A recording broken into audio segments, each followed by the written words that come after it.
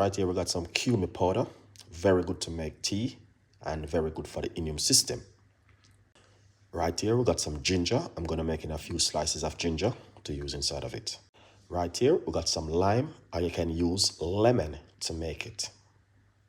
Let's jump straight into it, okay? First thing, I'm going to use a big jar. Right here I have 1 teaspoon of grounded cumin powder. Right here I have a few slices of ginger.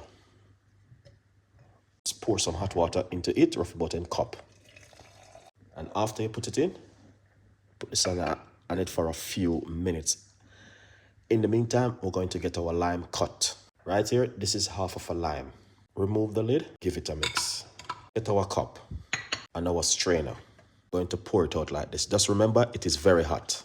2 pieces of ginger bark. Squeeze up just